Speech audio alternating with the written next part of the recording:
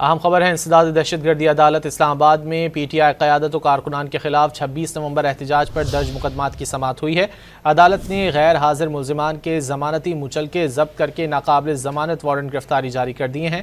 مزید جانیں گے ڈان نیوز کے نمائندے طاہر نصیر سے۔ طاہر، کیا تفصیلات ہیں؟ جی بالکل، دیکھیے پاکستان تحریک انصاف کی قیادت و کارکنان کے خلاف 26 نمبر احتجاج میں درج مقدمات کی سماعت انسداد دہشت گردی عدالت کے جج طاہر عباس سپرا نے کی۔ دوران سماعت عدالت نے غیر حاضر ملزمان کے ضمانتی مچلکے ضبط کرنے کا حکم دینے کے ساتھ ساتھ غیر حاضر ملزمان کے ضمانتیوں کو بھی نوٹسز جاری کر دیے ہیں۔ عدالت نے غیر حاضر ملزمان کے ناقابل ضمانت وارنٹ گرفتاری جاری کرتے ہوئے کیس کی سماعت 31 جولائی تک ملتوی کر دی ہے۔ پاکستان تحریک انصاف کی قیادت اور کارکنان کے خلاف تھانہ سیکریٹریٹ میں یہ مقدمہ درج تھا، جس میں غیر حاضر ملزمان کے ناقابل ضمانت وارنٹ گرفتاری جاری کیے گئے ہیں۔ بہت شکریہ طاہر نصیر ان تفصیلات کے لیے۔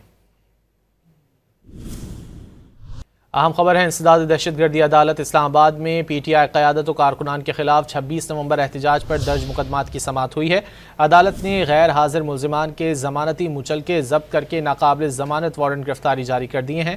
مزید جانیں گے ڈان نیوز کے نمائندے طاہر نصیر سے۔ طاہر، کیا تفصیلات ہیں؟ جی بالکل، دیکھیے پاکستان تحریک انصاف کی قیادت و کارکنان کے خلاف 26 نمبر احتجاج میں درج مقدمات کی سماعت انسداد دہشت گردی عدالت کے جج طاہر عباس سپرا نے کی۔ دوران سماعت عدالت نے غیر حاضر ملزمان کے ضمانتی مچلکے ضبط کرنے کا حکم دینے کے ساتھ ساتھ غیر حاضر ملزمان کے ضمانتیوں کو بھی نوٹسز جاری کر دیے ہیں۔